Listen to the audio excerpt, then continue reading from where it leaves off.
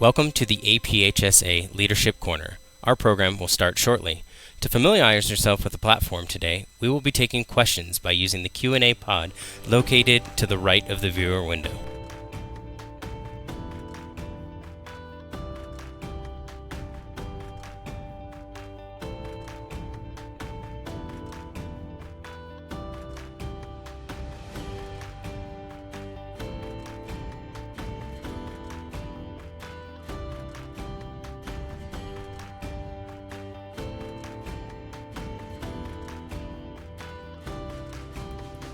Ladies and gentlemen, it is now my pleasure to welcome today's host, President and CEO of the American Public Human Services Association. Welcome back Tracy to the APHSA Waring-Evans. Leadership Corner.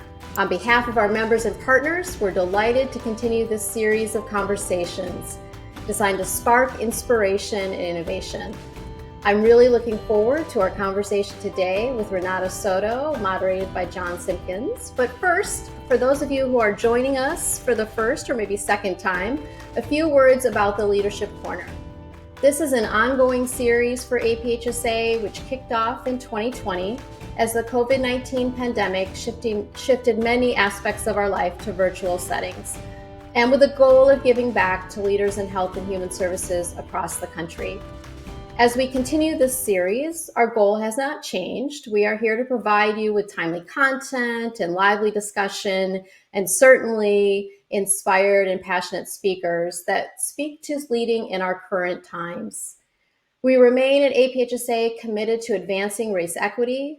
We continue to work to influence policies and practices that address and dismantle structural bias and inequity, connecting leaders to resources, organizations, and best practices that apply an equity lens, and to build capacity within human services to promote social and economic mobility and health and well-being for everyone.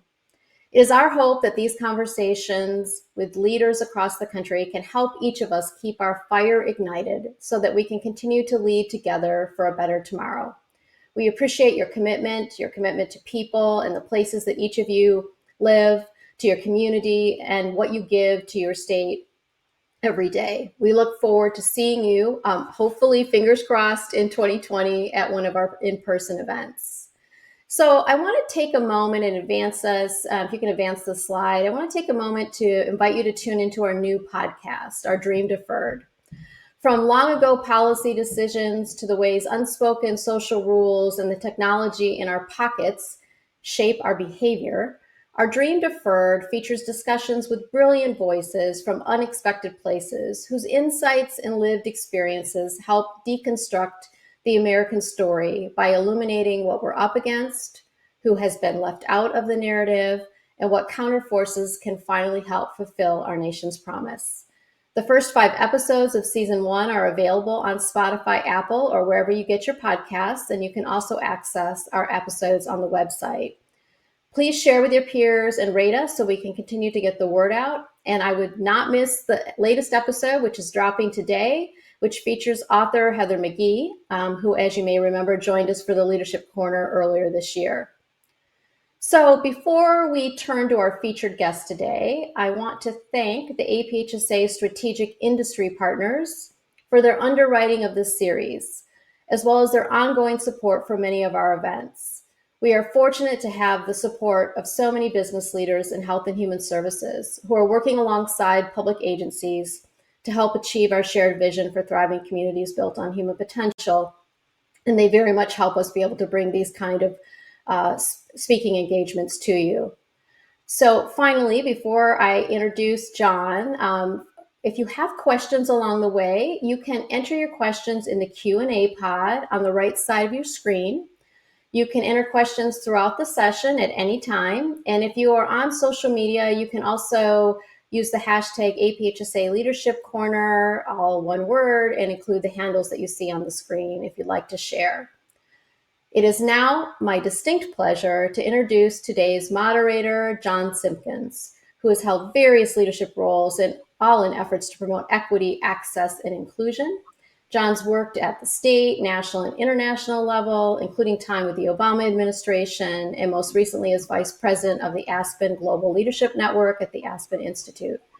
John is currently president of MDC, a nonprofit who works and engages with partners and the public around the urgent challenge of eliminating disparities to build a South where all people can thrive. And I can say that at APHSA, we are grateful to be working with John and his team on multiple fronts right now. So John, welcome to the screen, and the floor is yours. Thank you, Tracy, and I really appreciate that warm introduction and welcome.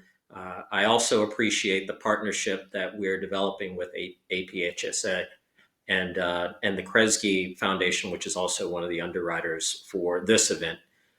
It's really great to be here and share this important conversation with your members and partners. And before we do that, let me tell you a little bit about my friend Renata Soto, who's going to be talking with me for the next hour or so today. Renata is born in Costa Rica. She's a social entrepreneur who's based in Nashville, Tennessee, and currently serving as a senior fellow at Harvard University's Advanced Leadership Initiative. Renata is the founder of Mosaic Changemakers. It's a nonprofit organization with the mission of weaving a better South by elevating, supporting, developing, and connecting Black, Latinx, and other leaders of color who are advancing social, economic, and racial justice. Mosaic aspires to build a network of Black, brown, and gold leaders, one of mutual support, mentorship, and collaboration. Now, before Mosaic, and for 17 years, Renata led Conexión Américas, the nonprofit organization she co-founded in 2002 to serve Tennessee's growing Latinx and other immigrant communities. She was the visionary behind something called Casa Azafran, a nonprofit collaborative established in 2012 and nationally recognized as a model for nonprofit innovation, collaboration, and placemaking, and a great incubator for restaurants as someone who likes to eat. Even President Obama took notice and visited Casa Azafran to host a town hall on immigration policy in 2014. Nationally, Renata served for 10 years on the board of directors and as chair from 2015 to 2018 of Unidos US, the nation's largest Latinx civil rights and advocacy organization. Currently, she serves as board chair of its sister organization, Unidos US Action Fund, which works to expand the influence and political power of the Latinx community. Renata studied communications at the University of Costa Rica, and she also attended Kenyon College in Gambier, Ohio, which is what brought her to the United States in 1993. So please welcome my good friend, Renata Soto. Hi, Renata. Hello. How are you? So good to be with you. Well, I want to jump right in and ask the question, not so much how you are today, but how are you coming to what's now the 19th, 18th month of a pandemic? Some of our friends, as you know well, are really feeling the brunt of what it's meant to live under these conditions for the last 19 months or so. How are you? How are you doing? Thank you, John. You know, I have to say that it is, an interesting moment in life. I'm away from home from Nashville. I am in Boston temporarily, just for one more month. And that has allowed me to sometimes really have a distant relationship to maybe some things in the world that might not have been possible if I were back at home. But I guess how I am doing well in the sense that I am saying no a lot more than yes, and that is allowing me to not just go through this moment, but try to capture whatever is that we could learn and grow from it. And so, by that I mean, um, I'm saying no to commitments that seem tangential to what I want to do and the people that I want to be with and learn from and care about. And yes, to connecting and digging more to the things that I think matter, including the people who are the Mosaic Fellows, the people who make the program possible, like you, my family, my new fellows here at the program where I am. And I am also doing a couple little things that just, have been important. Like I'm playing loud music much more when I'm doing chores. I'm stopping to think that I always have to be listening to a podcast or an audiobook, although that's amazing. But I am sometimes just enjoying playing loud music because I'm gonna dance while I'm taking a shower or thinking out loud. Um, and I also picked up a old love of mine from my teenage years. I've been rollerblading again, which is being hard, but it's been fun challenge. Yeah. So every Saturday or Sunday, I go somewhere in Cambridge and skate. So that's how I'm coping, and that's been helpful. So How about you? rollerblading, loud music. It sounds like you're living the life of a college student. I'm trying. See how are you, John? How are you? I am doing well. I'm grateful to at least at this point not have experienced any close and personal loss from COVID. What I am seeing among friends and among my team even is just a sense of exhaustion, and I think lots of people are tired as the end of the year approaches. For some, it doesn't seem like it's going to get here fast enough. We're not yet at Thanksgiving. We're not yet at Christmas and the break that some people will take at the end of December.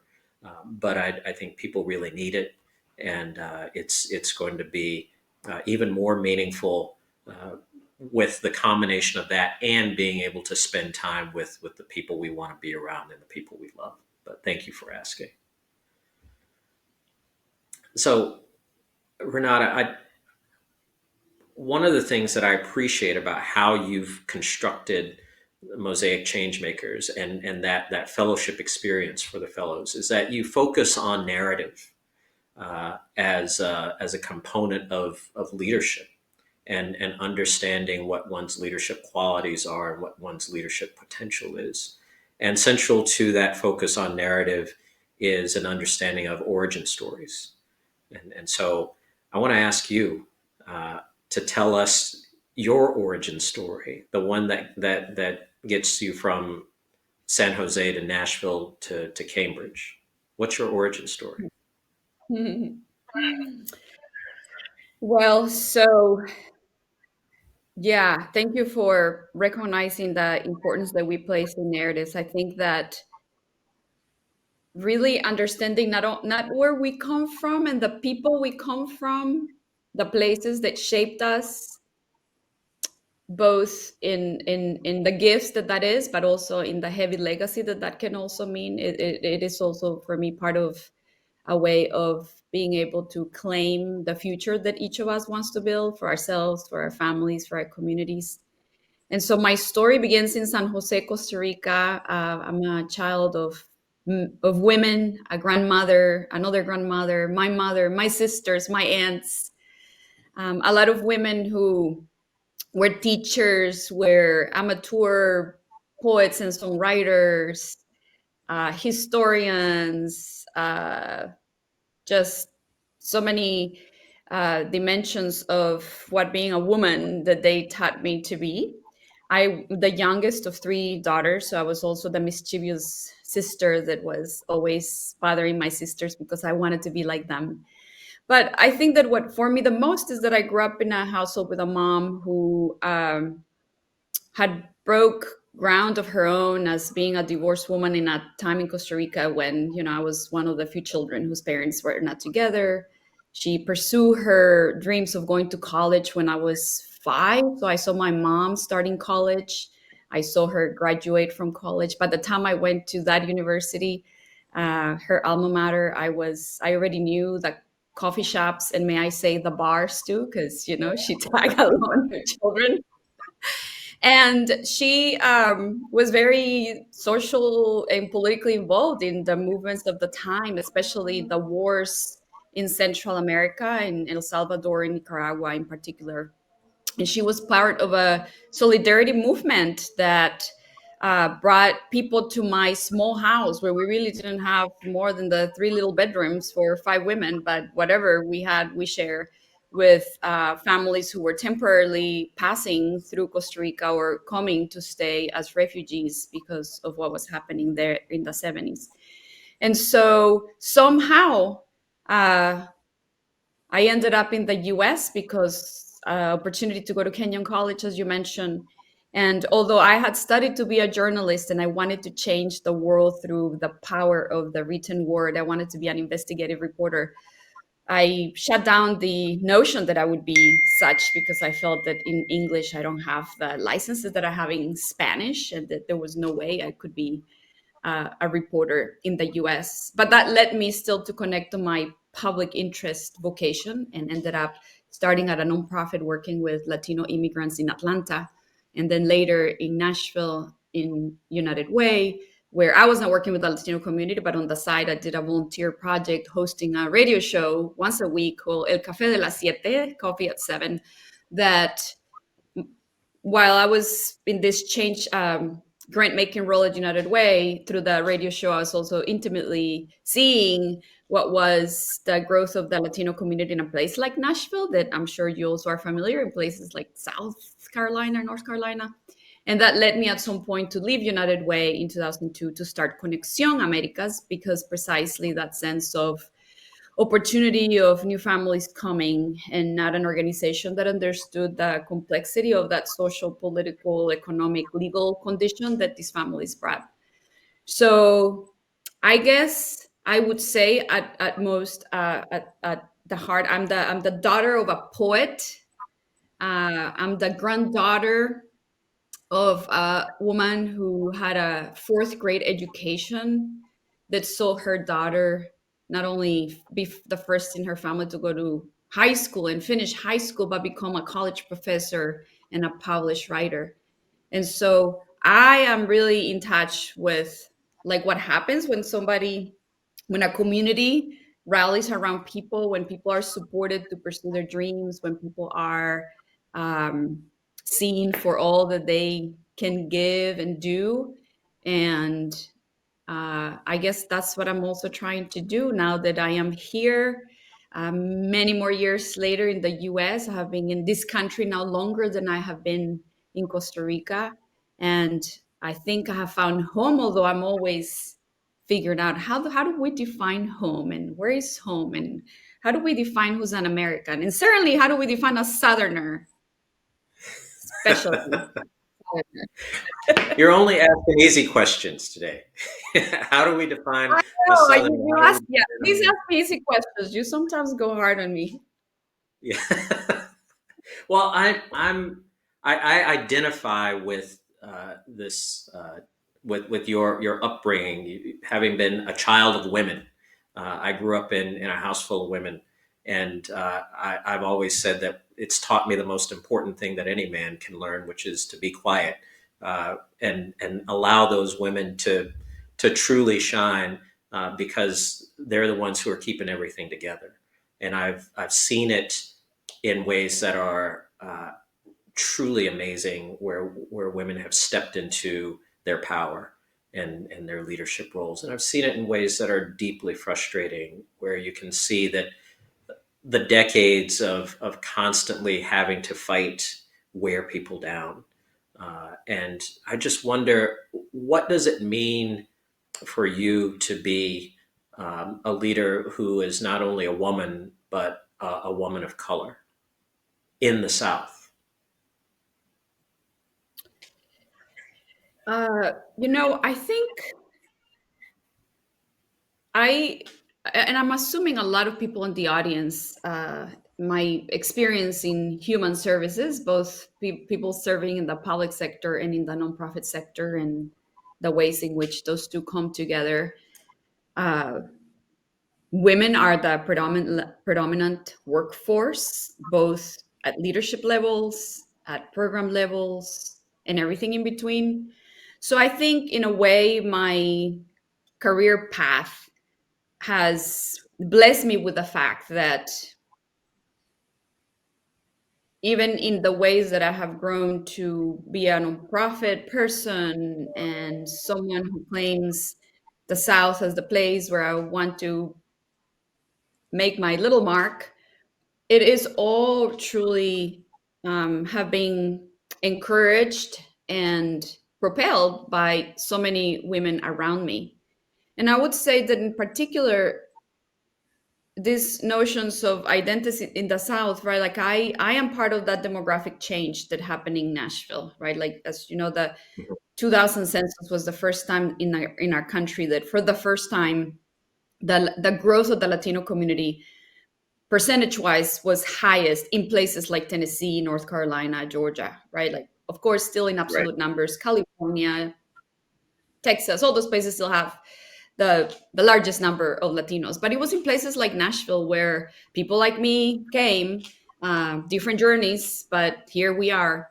And so I think that certainly my own becoming a person that was claiming this new country and this new city of Nashville as my place, of course, was absolutely defined by my condition as an immigrant, and certainly as a person in the nonprofit world working with people of all kinds of uh, purposes that were trying to make Nashville a better place. And so I think that to me, um, you know, Nashville is the home of Diane Nash, like one of the Fisk University students who at a very young Mhm. age, right, like forced conversations in Nashville that desegregated counters in downtown Nashville. And while, as you know, I talk some about like the sense of Nashville sometimes being too content with that past, as if that's like all the progress that we needed to achieve, and we Yeah. believe, right, we're a little too quaint on our sense of self and the civil rights movement. It is true that I also benefited from being so proximate to that, because these are people that are still alive, that are still Mhm. part of conversations in Nashville. And so my formation as a leader, as a Latina in Nashville, is so intertwined with the story of Nashville and who has shaped it and who has been there and who's still, you know, who's still pushing for the progress that we have not achieved. And Yeah. certainly people like Diane Nash are part of that legacy, that it's what Nashville is, and it's what it has for me. It's amazing to be in the midst of of living legends, and when you're in a place like Nashville, in a place that has been uh, central to the struggle for civil rights, for equal rights, and to have those leaders still around has got to be an amazing experience. And it's also has to be part of what makes that so special as home for you. And you've mentioned home a couple of times. And so I'd love to know, how have you made a home in Nashville? How have you made that your home coming from Costa Rica? And what's the difference between San Jose, Renata, and Nashville, Renata? Wow. Okay. Well, home, is such a cliche way to say that I never thought that I would call any other place home other than Costa Rica, other Hmm. than my barrio San Jose, San Francisco de los Rios, where I grew up.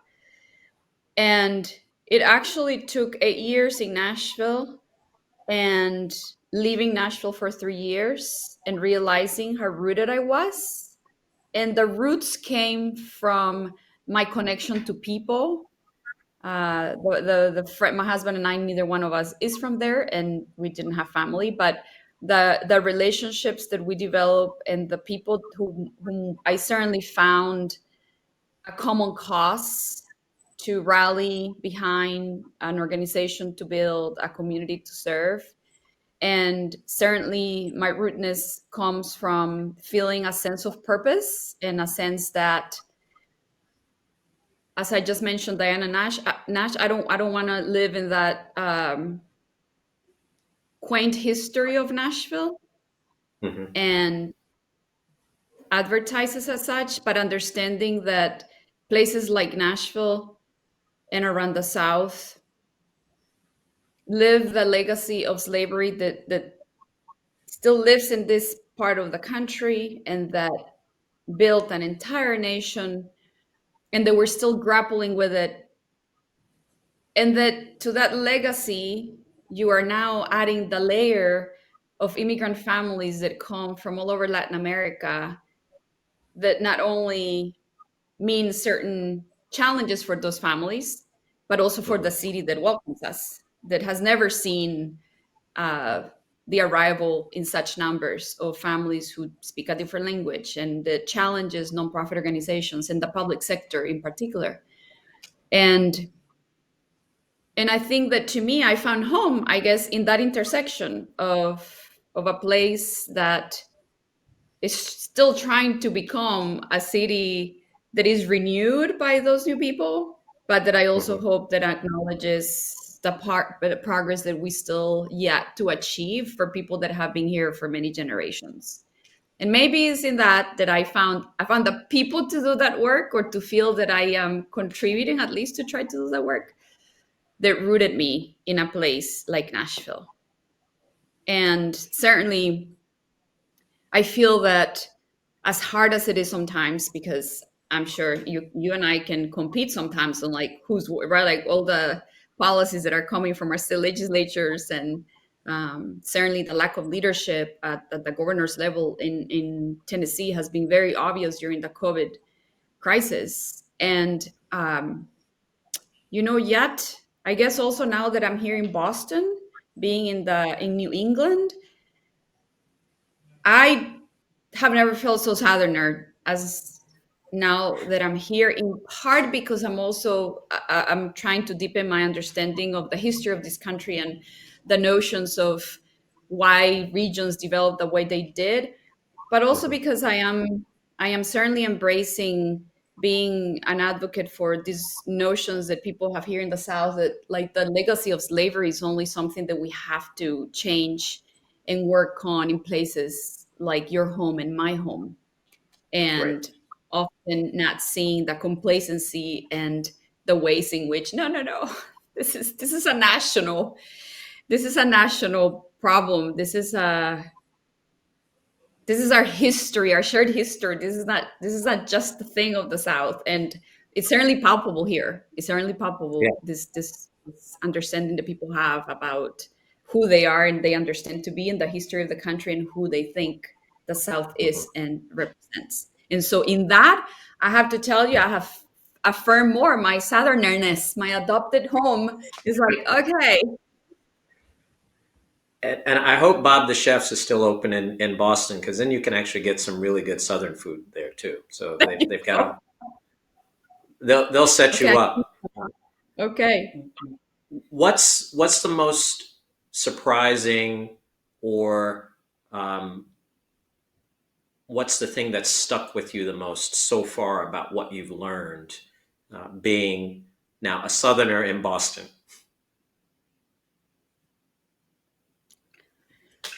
Um, I think this notion of I am taking a class right now that I think you also would enjoy, and it's a class. It's called Religion, Politics, and Policy in America, and it's basically a class studying this nation from the lens of the intersection of four R's: race, rank, region, and religion.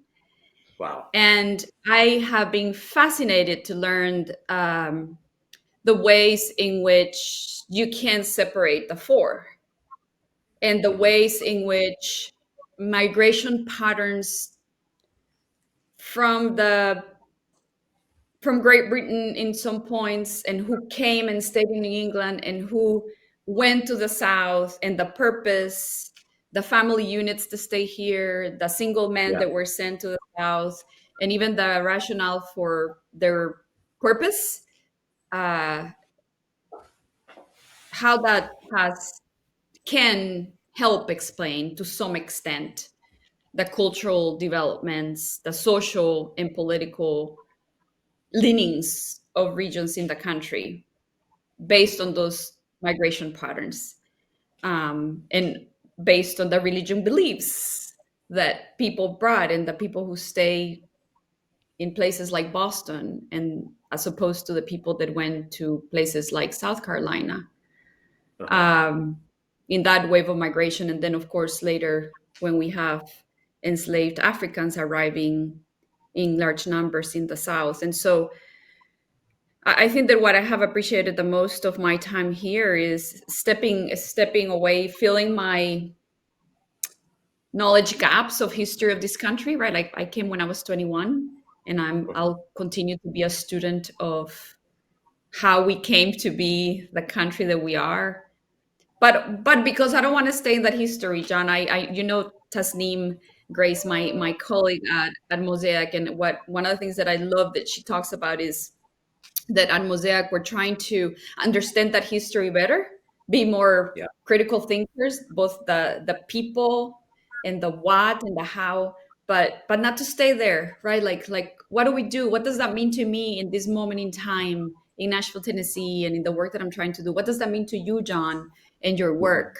And how do we understand that, but then also claim the paths that we're trying to build for our communities? And so it's been interesting to be sort of looking back while I'm here, and learning more about this democratic country and this society, um, and maybe helping me understand more than how can I then build on that. Yeah. Yeah. And I think that's a perfect segue to talk a little bit more about Mosaic Changemakers and and how you're balancing this understanding of the past, the systems that have gotten us to this point in the present, and what it means to not only imagine but then to build using that imagination a future that's different. And you're doing this through a leadership program that focuses on uh, black, brown, and gold leaders. Talk a little bit more about how you came to see that as a fruitful path forward, and what you hope to accomplish. So when I was, sometimes people ask like, so when did you come up with the idea with Mosaic? And it is always helpful to remember that like many things that we do, it's a accumulation of experiences Mhm. that sometimes become something concrete that you do with that you have accumulated. And in this case, so I was at United Way. I worked as a grant maker with a lot of organizations that supported adult learners and people with disabilities, people coming out of prison, um, adult education in general. And so that job really took me around Nashville, meeting a lot of the nonprofit leaders that were leading that work. And I was invited to participate in a panel. This is probably one of my first seeds that I accumulated to what became Mosaic. I was invited Uh-huh. to participate in a panel, speaking to some students that were coming for some experience of 1 year in Nashville. And it was only three of us, myself representing, I guess, the Latino immigrant experience, and this pastor from a very well rooted Baptist church in Nashville, a black leader who was recognized anywhere he went. He was like the mayor of that part of town, admired and well known and revered for all of his amazing work in that community. And so we were in this conversation, and I'm talking about like the reasons why Latino families are arriving in Nashville, and he's listening intently. And when it's his time to turn, he says, "Young lady, the difference between your people and my people is that you came here by choice, we came here by force." As you can understand, I was like in my early 20s, and there's all this presence of this man in front of me. And I remember leaving that conversation with a heavy heart, because in one hand, I absolutely intellectually understood what he was saying and embrace it, agree it, recognize it. But there was this emotional part of me that would have wanted to know, was that just a statement of fact? Um, or is this the foundation upon which we think that the Nashville, that future of Nashville is being built? And therefore, does that mean that we cannot recognize in each other the difference of the journey, but also the shared struggles of our communities? And John, it took me many more years of being grappling with that statement that just pierced my heart. Um, to later move on a few years. I'm now the executive director of Conexión, the organization that I had co-founded several years before, and we're fighting an English-only referendum in Nashville. It's the first city of its size in the nation that is being tested. Is the classic Koch brothers campaigns that are moving legislative ideas in communities like Nashville, and they found a likely council member in Nashville City Council that was willing to take that flag and say, yes, we are going to declare that Nashville is a city where we speak English and no government services are going to be allowed in any other language. Immigrants that don't speak our language, they need to learn it. We don't need to accommodate. And so there was a coalition that came together, faith leaders, the chamber, the ACLU, unlikely allies, people that had never worked before. We were at the table. I was part of the steering committee that founded the campaign to fight this English only. And I can tell you that through that hard work of over a year, then I was in the presence of Black leaders being the most important levers of change of the conversation. And I was not only in the presence of their solidarity, but even more of truly feeling this sense that they were the ones saying, we cannot go back 50 years, right? Like we cannot build this city on exclusion. We need to reject this story of Nashville that we would be telling if we embrace this English only.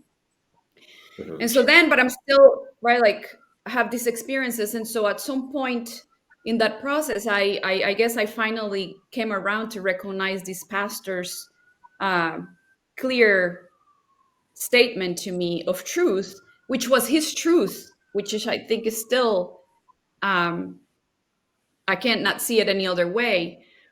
But I also felt that maybe there was a role I could play in making sure that at least I wouldn't allow a narrative that tries to divide Black and Latino leaders in particular to allow others to define that for us. And I also felt that even during this campaign against English only, the coalition that we formed, and I have other examples, often we were invited to tables where I was the token Latina organization, and I could see my Black brother and sister who were also playing that role in this other people's tables. And in English only and in these other things, we work well. We saw eye to eye. We supported each other. We were there speaking with each other, for each other, and for ourselves.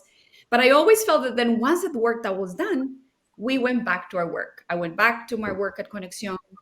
And I felt like we never had the time to develop relationships among us as people, as person to person, and that we were always task oriented and that we were always reactive. We were always coming to the table to defend our communities from something. And so I had this sort of espinita, we say in Spanish, like I had this need, this sort of inquiry at some point. How can what can we do something about that? Because imagine if we were actually coming together to a table that we are creating for ourselves, where we are actually imagining and innovating together and creating that future for our children or families that we know is possible and that our communities deserve. So imagine if we were doing that and if we knew each other deeply, not just as the, your role at that organization, but that I got to see John for all that is John. And so a few years later, I didn't know what to do with it, other than recognizing that was a longing I had.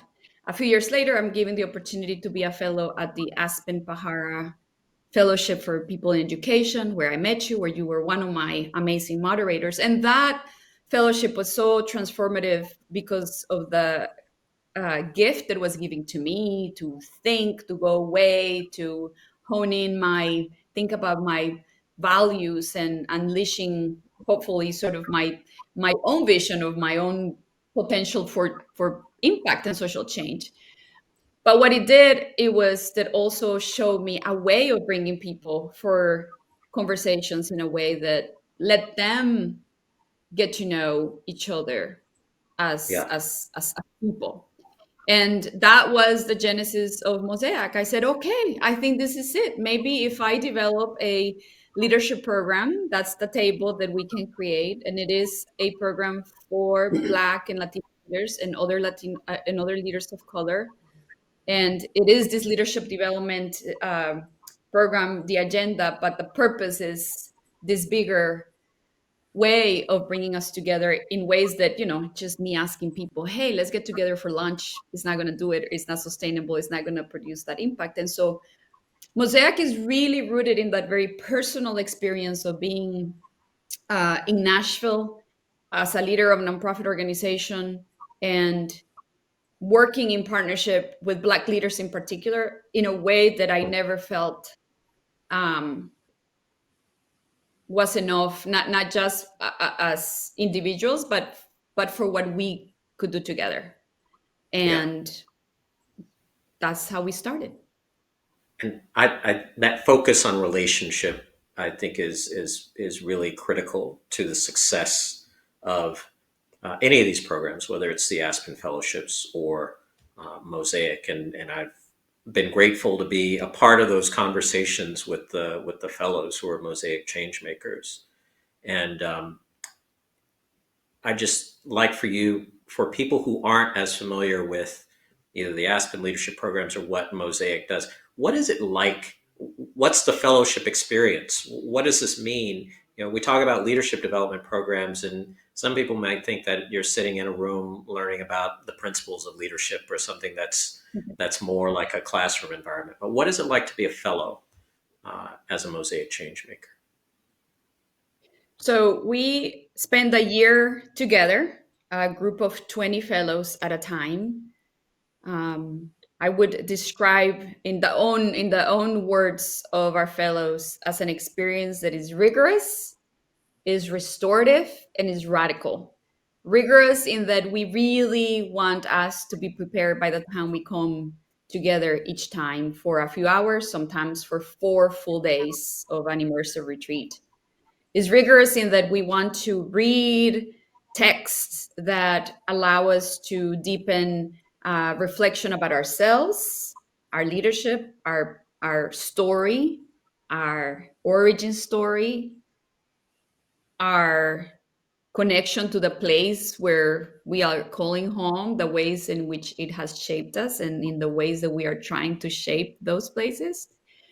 And is restorative in that we want to make sure that Mosaic fellows by definition are people who are in the trenches, right? Like they're in nonprofits, they're in public service, they're trying to change the world in public health, in education, through public policy, through the arts, and everything in between. And so I believe that part of what we owe to movements is to acknowledge that movements are made of people and that they also need to be sustained and nourished and celebrated. And that does not happen often in our sector, John, as you know, right? Like organizations have professional development budgets that are often not too big. And when we are invested in, it's usually very technical training, right? It's technical training that it has to do with your job, with the thing that you are doing in your organization, fundraising, or the technical parts of program management or human resources. But it's rarely this larger development of self as a whole leader, not just as a technical sort of focus. And so part of what we try to do in the year is that people feel that this fellowship is a place to restore and renew your own sense of hope and your practices for healing, right? I'm playing more music, I'm trying to skate. We're trying to make sure that people are finding ways in which they're also not always about the work, but that being about oneself is also a gift to the movement.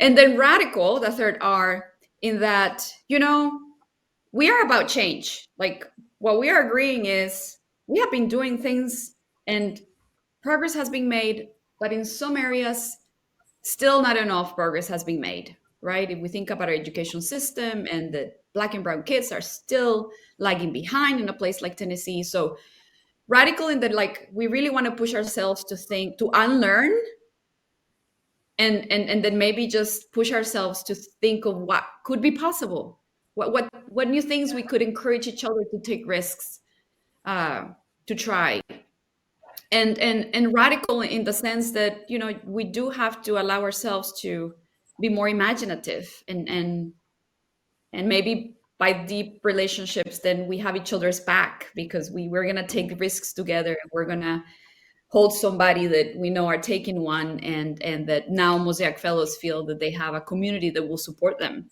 when they're going to take risks, because they're embracing more imaginative, radical imagination that sometimes we have not even learned how to do. So we're also trying to learn how to imagine radically in ways that maybe is about creating that space for ourselves to see that maybe is possible. So I would say it's a 3 R's: restorative, rigorous, radical. It's a year long. And we hope that at the end, people really feel a sense of that all the source of power that come from our multiple identities as people of color, as queer people, as people from the South, from urban communities, from rural communities, from Memphis or Nashville, Tennessee, we're like very different communities, but that we are empowered by just the fact that we know we belong to this community and network of support that we didn't have before, and that our inner strength is in no small part fed by the Mosaic Fellows that are now part of your tribe. Yeah. It's a special tribe, I can say, from my up close experience and time spent with the fellows. And I like that framework of the 3 R's. It is rigorous. We read and we discuss and we dig in, both personally and collectively, on some really deep issues. It's restorative also in that what I like about it is that you're reclaiming something that can otherwise be stolen from someone. If you see it as your work to right the wrongs around you, to bend systems, that may mean that you're always working. So you're like the kid who's practicing piano while everybody else is outside. You're being a victim of a theft of a part of your life, a part of who you are, and to restore that in a way that allows people to live out the fullness of their lives, even as they're committed to really dismantling these difficult and complex systems of which they're a part.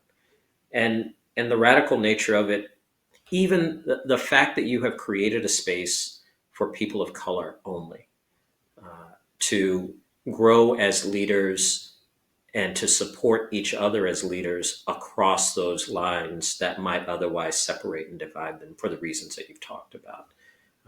All of that's really important. And it makes me wonder, what is it that you think makes someone an ally?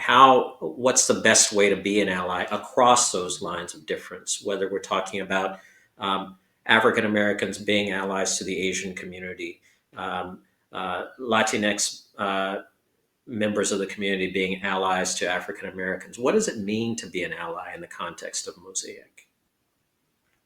Mm-hmm. I want to hear your answer, but I'm going to answer it first, and then I'm going to throw it back at Okay. you. Okay. I think I love the word solidaridad, solidarity in Spanish. I don't know that allyship is one that in my native language speaks Mm-hmm. to that depth of being for one another. And to me, how that manifests or how we're trying to build that in a space like Mosaic is precisely by sharing the story of self and seeing all the ways in which sometimes we have similar paths. Maybe as a whole, my story is different than yours, John. But like we just talked about, we both were raised by women, and what that Mm-hmm. meant and what that means today. So even in discovering those little details about our story, that makes me also then see you in a way that brings me closer to you, just because I now know that I have that shared experience. I can imagine you around grandmothers and aunts and women, right? Mm-hmm. um, and then the second step is the story of us, right? What of those things that make us different and that actually are similar, how does that um, actually connect dots in ways that now tells us a story of a whole community, like how we Yeah. are, how humanity is connected to each other, and therefore the ways in which we see I'm going to be there for you when you need me, when your community needs me. And so it has shown in several ways, and I can give you maybe one example. Sure. But certainly in from cohort number 2, Joseph Gutierrez from Nashville, as his project for Mosaic, he created the API Middle Tennessee Association, which basically brings together Asian American Pacific Islander people from all over Middle Tennessee, precisely to connect, to build identity, to build coalition. Mm-hmm. And who would have known that in the recent months ago, when there was a very obvious manifestation of anti-Asian hate in front of us, of course, Joseph and his community knew it before, but it was obvious to all of us uh, after the killings of Asian women in Atlanta and other instances of hate crime. And Mm-hmm. so, what happened is that for Mosaic Fellows who knew that Joseph had created this community, um, they supported Joseph in whatever way Joseph needed them to be there. And sometimes I was actually uh, ensuring that Joseph just knew that we all were appreciating the space that he had created for his community in a moment when they felt like they needed that space for love and conversation. Mm-hmm. And I know that there's other ways in which people in particular supported him in what was happening at the moment, just like Joseph has showed up for other people and have been part of conversations and have brought other voices to tables where he belonged. For example, he recruited Latinx leader from his class to the board of the family foundation where he works, Yeah. and has done instrumental work in helping sure that that philanthropy is much more diverse in its leadership at the board level, and therefore is also the foundation that in Nashville is leading the way in conversations about social justice and liberation, and really questioning their own complacency with the system of oppression that they're trying to sometimes work through with the grants that they provide. And so elevating each other is part of the Yeah. solidarity. Finding opportunities for leadership for each other is part of that solidarity. Mhm. How did you define allyship? When have you been in the presence of allyship that you said that is what we need more of? I like that you've rejected my term. So I'm not going to use allyship either. I'm going to, one of the things that has always um, not sat well with me about the term allyship is that it, it almost assumes that uh, your place is always going to be fixed, and every once in a while you can reach over and help out. But then you'll go back to your corner or your space, your social space. And anyone who knows me knows that South Africa is a very special place for me. I lived there during the transition from apartheid. Still go back there as often as I can. And one of the reasons why I feel drawn to South Africa is because I feel like it's a country that is grappling with many of the same issues that we have grappled with historically here in the United States, but doing so at least at times in some ways that are really courageous and more courageous than we've done so here in the United States.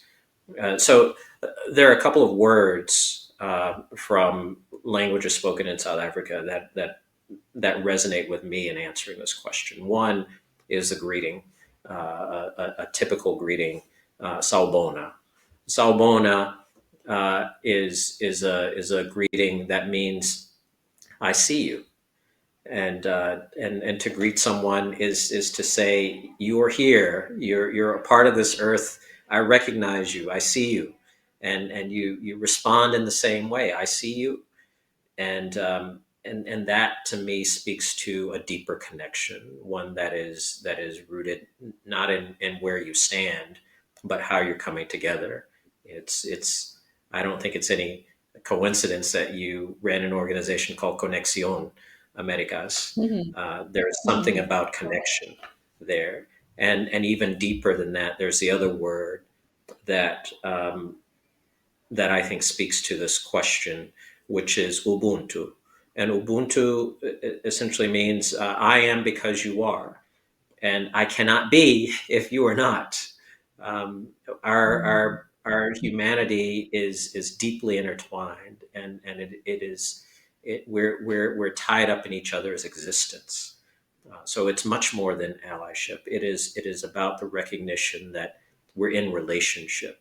What I find that's perhaps most radical about Mosaic Changemakers is that you are building these deeper relationships across those manufactured lines, across those lines that we sometimes maintain for reasons of comfort. When we step across those lines and when we connect with someone on a human level, as many of the fellows do in Mosaic, then I think real change is afoot. It's coming, and that's what I strive for. I am less interested in being someone's ally. I'm much more interested in connecting with someone at a human level, so that we can really see each other for who and what we are. I love Does that, that and, answer your and as you know, yeah, no, and it this relational piece. I think that's exactly being our challenge, right? Like that, even if I think about my work of many years before at Conexión, like how many opportunities we have may have had to really pay attention to that. And I think I can tell you, and you as a board member know, that one of the challenges when telling the story of Mosaic, especially business and philanthropy, they're so focused on short-term outcomes. Sometimes Mhm. it's this thing of relationship building, deep personal bonds development is hard to grasp, and to be honest is hard to value, right? And so part of our narrative change work is that we're trying to change also the people that needs to support this work, that this matters, that this is foundational, right? Yeah. It's And I think to some extent we may fool ourselves into thinking we have a relationship with someone when it's still relatively superficial. It still may be largely transactional. It may be essentially ephemeral, where it's not a deep bond. If something terrible is going on in my life, then it's not someone I would call. It's not someone I'd reach out to for help or say, I'm struggling. I need some perspective on this. Uh, we fear the risk associated with building those deeper bonds, especially as adults making friends, which is at the core what this is. You're a lifelong student apparently, so this is a way in which um, we encourage the building of those relationships that for some people they haven't undertaken since they were in college. These aren't the kids of their friends. They're not coworkers. They're not people with whom they worship, or they're not the parents of their kids' friends. And so this is a different way of engaging, and a deeper way of engaging than a lot of adults in the U.S. at least are not used to. yeah, But and if I think about the power of networks, right, and all that social capital that we're trying to build, that is at the disposal of the individual and the collective, right, that's the other part that I think often, to your point, that I love when you say that Mosaic is subversive, because precisely we're building a network of Black and brown leaders, um, in a space that is by us, for us. I think that I also want to make sure that the people who are listening to us understands that it's not we get to hard conversations, right? Like we get to face our own biases and prejudice for each other, for each other's communities. And that is in that work that we're trying to do that emerges a new sense of seeing each other, a new sense of seeing even ourselves, our yeah, limitations, our shortcomings, the ways in which we are part of the problem, and the ways in which we are the solution. and being productive in that effort. And it reminds, we've got a question that's come from the audience that I want to put to you, because it's for Okay. you. We talk a lot about the impact of unproductive narratives in the US that so often create an us versus them thinking. Um, if they win, then we lose. But your work is such an impactful way to both honor the personal story and show a collective way forward. So the question is, how do you think about driving more productive narratives about our collective humanity?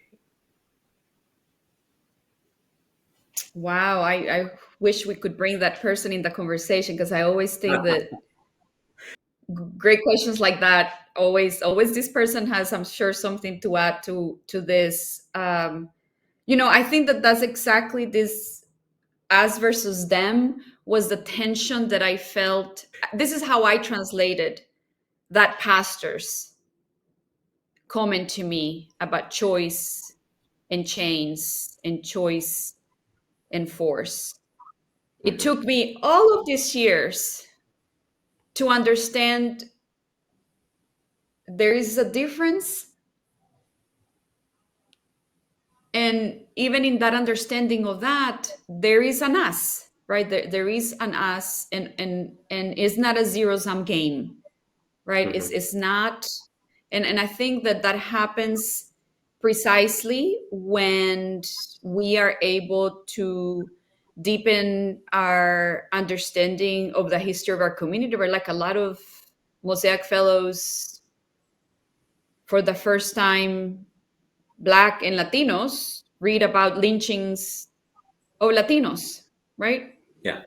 Uh, uh, as as you know, we part of the Mosaic Fellowship is a pilgrimage to Montgomery, Alabama, where we all deepen our understanding of the struggle in the South of lynching, and we go to the Memorial for Peace and Justice, and we struggle with the heaviness of that in the ways in that it's painful to members of the groups in ways that is personal, that is not personal to me, Mm-hmm.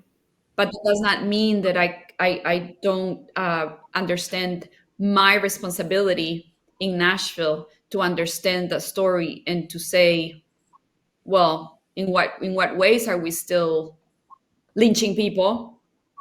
And so for me, the narrative change is precisely in seeing the story of our communities, the ways in which connects, the ways in which they are different, but also in another important way, John, and I would love your thinking on this. I think that one of the ways in which Mosaic Fellows grapple with our moment in time is how to do our work, right? Like, again, remember, as people in public health, in education, civic Mm-hmm. engagement, the arts, how do we often feel that in order to do the work, we are part of the problem of pathologizing Black people and brown people to try to help our communities, right? Like, we have to tell this story of pain and suffering and injustice to paint the picture of the alternative of justice and liberation that we want to achieve, right? And I think Mm-hmm. that one of the ways in which we create a narrative of us is that we as Mosaic Fellows are trying to learn together. Like, how do we do that? How do we make the point to foundations and people that need to be supporting our work in a way that we are not doing this damage imagery of the people that we are elevating, right? And I think that to me is one of the ways in which we build the us. It is a common struggle. The leader of a Black theater in Memphis and the leader of a Latino community development organization in Nashville today are struggling with, like, how do we relate to philanthropy? How are we making the case that the work that we're trying to do is worth your investment, sustain, not just 1 year, but how do we do that up until now, like we've been taught, right? Mm-hmm. uh, and we all have done it, that we show that the pictures of the poor children and the sick children and the homeless, right? And we sometimes then are part of even dehumanizing the people that we're trying to say deserve better. So to me, Yeah. that's one example of the us. We are struggling with that because we know we need to do it differently. And I think there are ways in which we're all trying to push ourselves and philanthropy in this case to acknowledge that there's another way to make the case for what we do that does not Mm-hmm. mean we pathologize the community we're trying to serve. And that to Yeah. me Yeah. is an example of the us, right? Is the us, because everybody's struggling with that.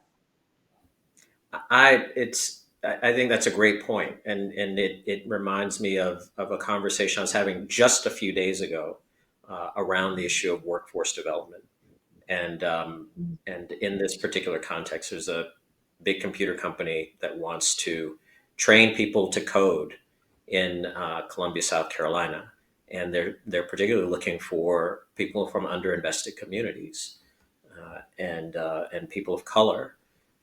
And one of the folks in that conversation said, we can't find enough people to to participate in this training program. And I said, there are old and established communities of color in Columbia where there are families who are certainly capable of being a part of this program, and there are new families who are moving in to South Carolina, who are also possibly eligible to participate. The thing is, a lot of them either go into the military because they don't have any other options. They don't go anywhere, or there may be the smaller percentage who then go on to get some kind of credential, whether it's a 2 or 4 year credential, and into a career, and they may move away.